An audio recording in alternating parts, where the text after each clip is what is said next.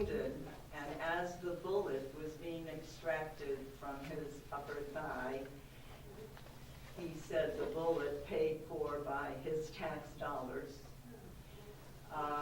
He thought all night long about what could he do to put a more positive spin, a positive experience. What could you do to do something about American foreign policy that was positive? And in the morning, when he called the press conference, which he had Gail set up, he announced, first of all, that Reagan was an assassin, and that he had conceived of a new organization called IFCO, Pastors for Peace, and that they would be returning to Nicaragua with humanitarian aid. Pastors for Peace over the years has done caravans of humanitarian aid to Guatemala, to Honduras, to Mexico, Chiapas, to Nicaragua, and to Cuba. This will be the 25th caravan to Cuba this year. What I did not know is that Gail was on that trip. What I did not know is that 29 people were wounded. What I did not know is that 2 people were killed. What I did not know is there was blood all over this ferry. This was an ambush by the Contras, an ambush that I don't think we heard too much about in the United States. And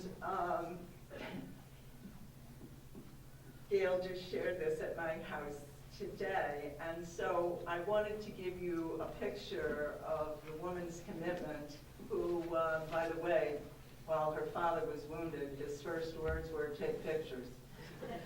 And then, you know, as soon as he had the bullet taken out, call a press conference. So if that gives you a little idea of her background, her roots, her DNA, here she is, Gail Walker.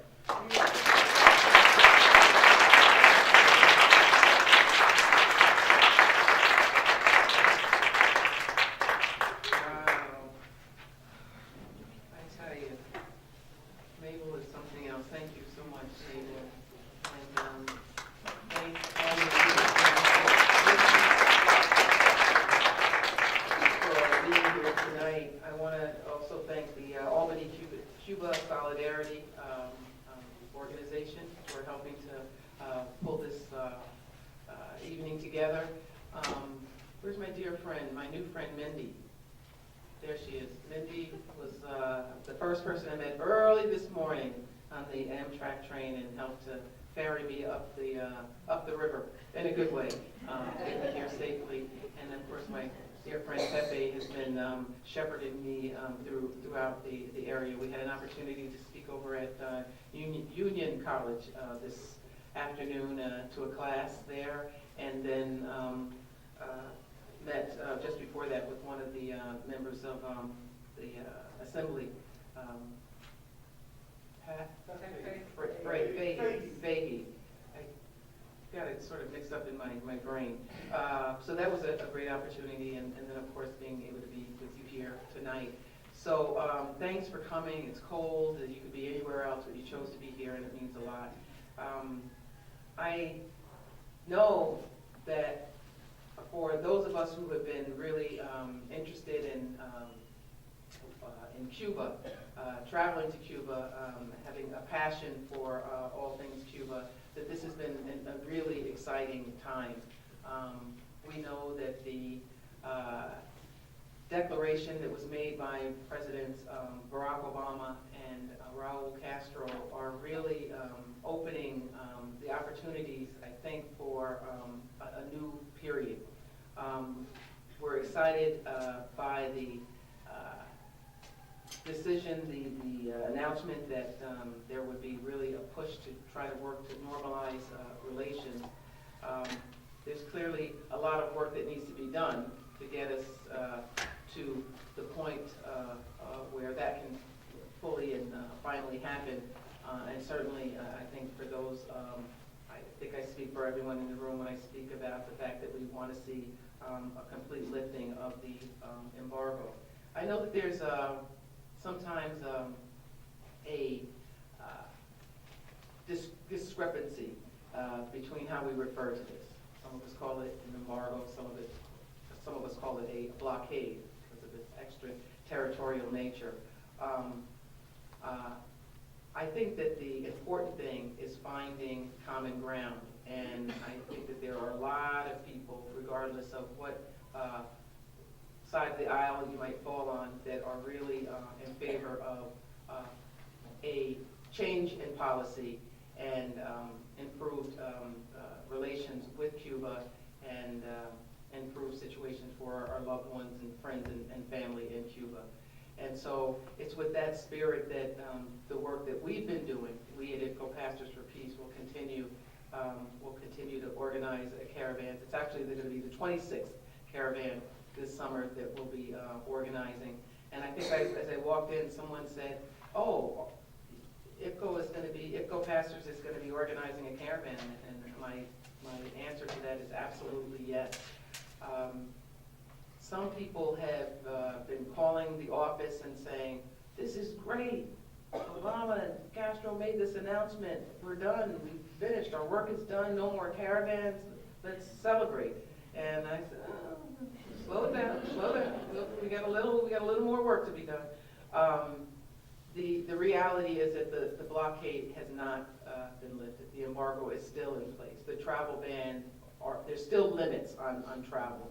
There has been a loosening of many aspects of the relations, and that's wonderful and something that we want to applaud and we want to sort of see move forward. But there's still a lot to be done in order to encourage our lawmakers to really once and for all change and end this embargo.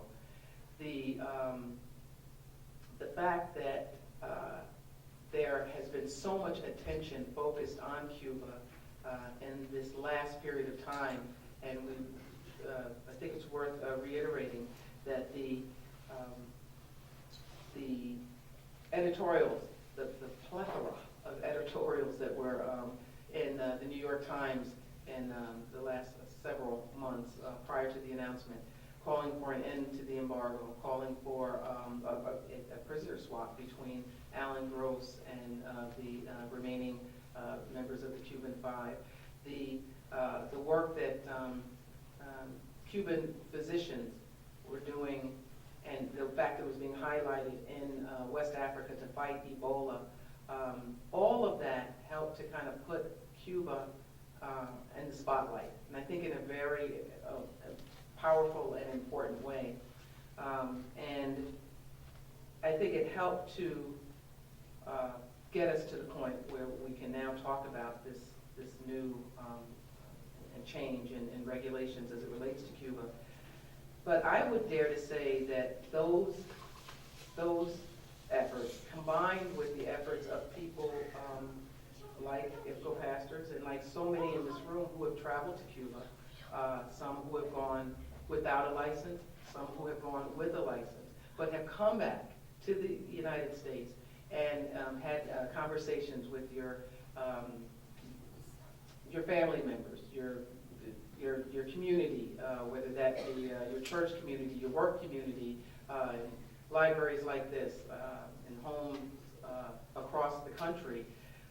There's really been, I think, an effort to talk about Cuba in an open and honest way, so that we're not really sort of continuing to spread misinformation. I was saying earlier today and speaking at Union College that no one is trying to say that Cuba is perfect. Nowhere is perfect. But there are many laudable accomplishments that Cuba has accomplished, and that it's worth lifting up and applauding.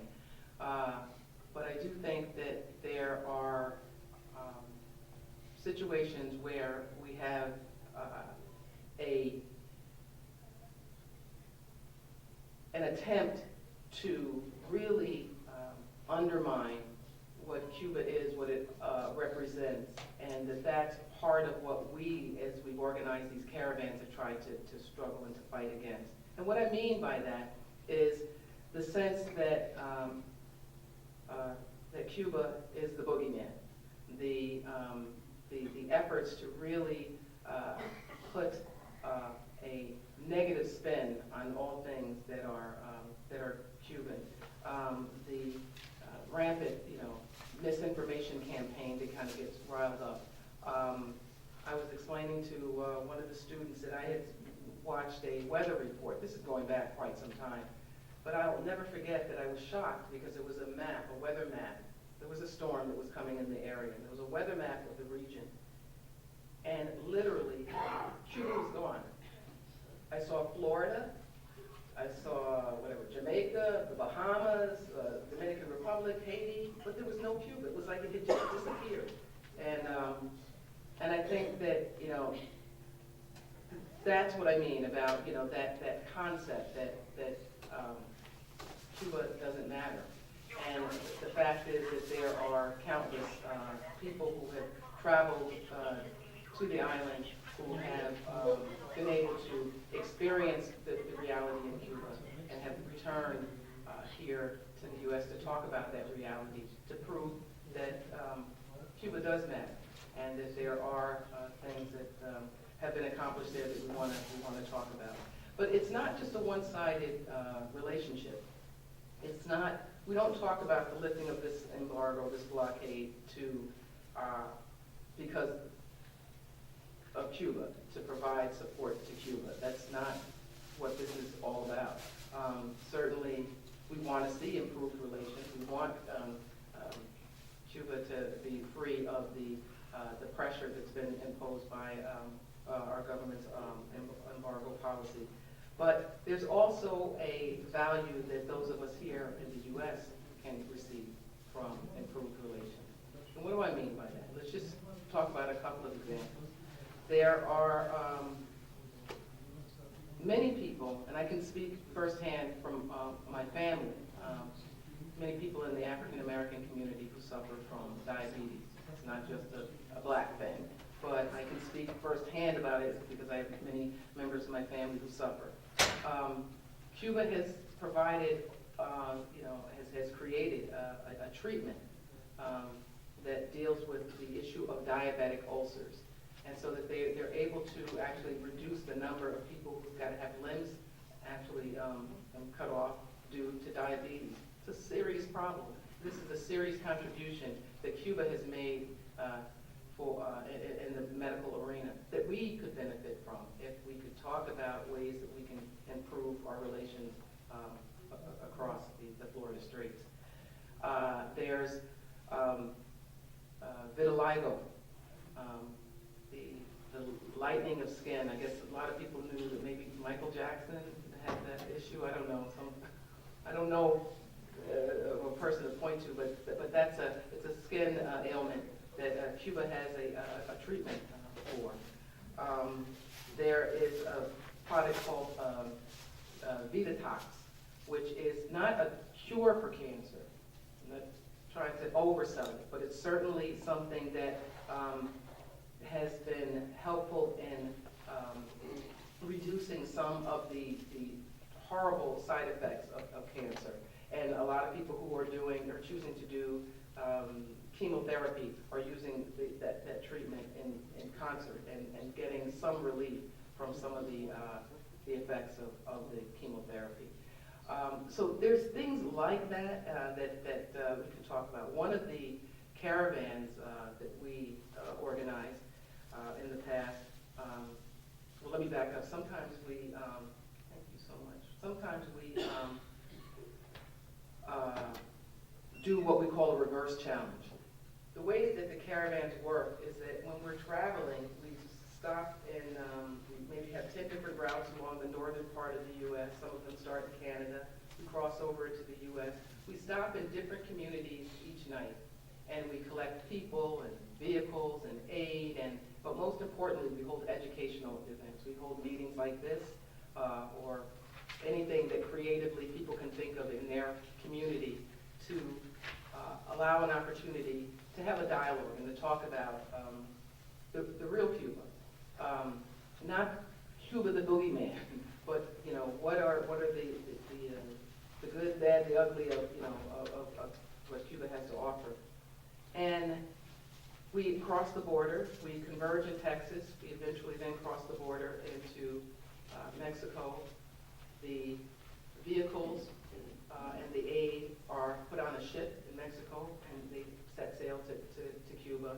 And the caravan members, we call ourselves caravanistas, fly to Cuba, and we have at least a 7 to 10 day program there where we're trying to meet people face to face and have an opportunity to visit with schools and hospitals and churches and cultural activities, but just trying to get a flavor of the reality of Cuba, and then return to the U.S.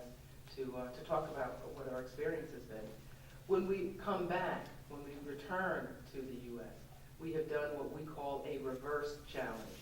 And there have been times when we have brought back items that have been manufactured in Cuba. In the early part of our caravan organizing, we began doing this in 1992, there was much more, I think, resistance on the part of U.S. authorities, taking some of the supplies that we were not only bringing down, but also that we were bringing back. But I just want us to talk a little bit about the reverse challenge for a moment, because it relates to that list of items that Cuba has to offer. So one year we brought back a product that was essentially a rodenticide, something to kill mice. And I'm sorry for people who are squeamish with that, but it's a non-toxic, at least not to people, certainly to the mice, I guess, rodenticide called BioRap. And Cuba uses this to deal with mice infestation. So it's yet another example of the ingenuity, and that list goes on and on of things that Cuba has to offer that we could benefit from here as well. So it's a two-sided street. It's not just let's let this embargo, this blockade, because the poor Cubans are going to be lost without us. They've been surviving quite fine in many ways, despite the fact that there has been this 50-plus year embargo in place upon them. So, but at the same time, there have been things that Cuba has not been able to accomplish. There have been limitations on trade, on various aspects of what it means to be a partner in the international arena due to this U.S. policy, and that's why it's still important for us to work to end it. And that's what our aim is when we organize these caravans. So we're planning to go this summer. We don't know what will happen between now and then. We know that on December 17th, that Presidents Barack Obama and Raul Castro made an announcement that they would be looking toward normalizing relations between the U.S. and Cuba. Thus far, what our president has done is to make travel a bit easier. There's still limitations. It's not just that I can just go over to the airport and get on a plane and head over to Cuba and back. It's not quite as difficult, and that's a good thing. But our plan, ours, meaning IFCO pastors, is to continue doing what we started out doing, which is to organize these caravans until we see an end to this policy, this mean-spirited, hurtful policy that's creating suffering not only for the people of Cuba, but I dare say for the people of the United States. So while it's easier to travel and there's categories, there's about 12 different categories that the president has made it less complicated for people to take advantage of to go to Cuba. Our sense is that until we can just walk on over to the airport and buy a ticket and go to Cuba and return without the harassment that the government tends to do when one goes to Cuba, we feel that this is a part of the work that we must continue to do. So there are some wonderful things to celebrate. The fact that there is a U.S. president that has spoken to Congress and said the antiquated, and what did he say when he talked about that saying about if you continue to do something over and over again and you get the same result? What is that called? That's the one. And so here you have a president, a U.S. president, declaring that to the Congress and the State of the Union, really calling on Congress to work to lift the embargo, lift the blockade. And what a wonderful gift that was for those of us who've been working to do this. Now, I know that there are a lot of people who are nervous and question whether,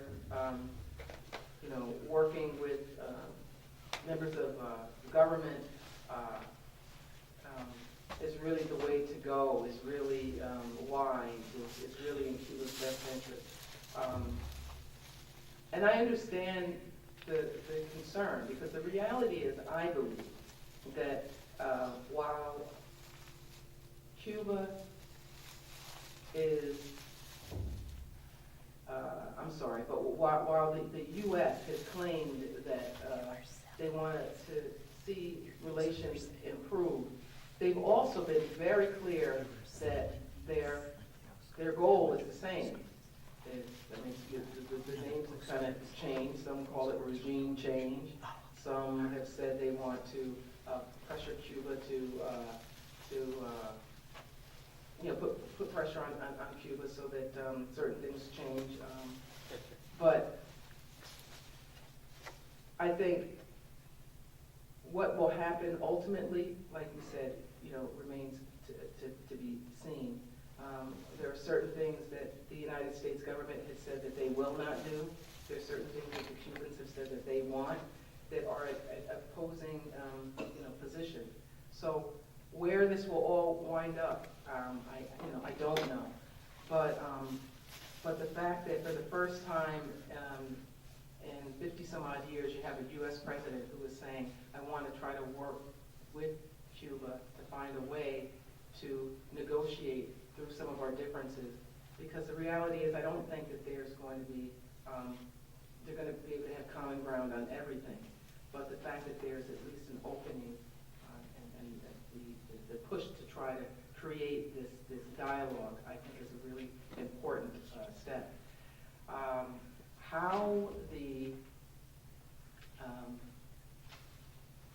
we work with members of government and how that will all sort of get sussed out in the end, again, remains to be seen. But still, there's a really incredible opening. And it's fair to say that just about, I'm looking around, I think I won't insult anyone by saying that just about, maybe not, everybody, and almost everybody in this room, this blockade, this embargo has been in place, maybe not, young man, for our lifetime, since we've all been alive, right? I'm waiting to see if I insulted anybody. Did I insult you? And what an exciting thing to be able to say, wow, a policy that's been in place, that we've been working to try to see change, is there's an opening here. And I guess lastly, I'll just say that I think that we need to honor the fact that Cuba is not a frail nation, anything but. And there will be challenges, I think, with the opening of any kind of a relationship with the U.S. There'll be some challenges that Cuba will have to face, but they'll figure it out. And I think it's, incumbent upon us to have a sense of faith and confidence that that they will be able to do that. There may be some stumbles along the way, but that's Cuba's right to do that. And that our responsibility, I think, as friends in solidarity with Cuba, is to honor that, recognize that, and not approach Cuba from some kind of a paternalistic point of view, but recognize that Cuba has earned this moment, and the United States, we collectively have earned this moment, and now it's a matter of working to sort of see what we can do to keep pushing forward with the work that we're doing, to keep pushing forward to ultimately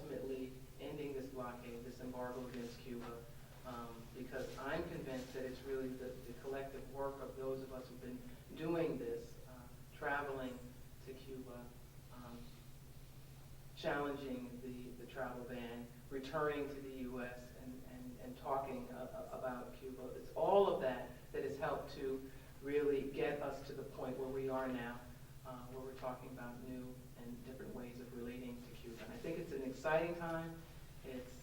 It's not a done deal. There's lots to be done, but it's clear that history is being made as we speak, and that's an exciting thing. So I want to thank you for being here. I want to encourage you to, on the back table, pick up some information about the upcoming caravan, because we're going to be organizing this summer. And ideally, every last one of you in this room will be on the caravan.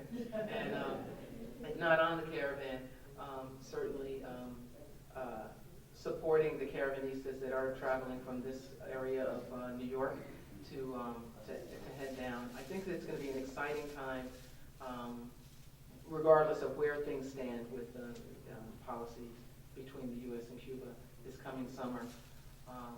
There's a lot of different interest in people getting to Cuba now. We're trying to help facilitate that as best we can by taking groups down and making sure that people are really having an opportunity to really see and witness Cuba, and not just from the beach. Doesn't mean you can't go to the beach, but and not just from tasting Cuban rum. It doesn't mean that you can't taste Cuban rum or smoke Cuban cigars. But we want to make sure that people are really have an opportunity to explore Cuba and see all of the wonderful things that it has to offer. So those are just some of the things I wanted to at least share with you, and I'm open to back and forth, a dialogue, any questions, any comments. But I'm looking forward to this next period. Feels good.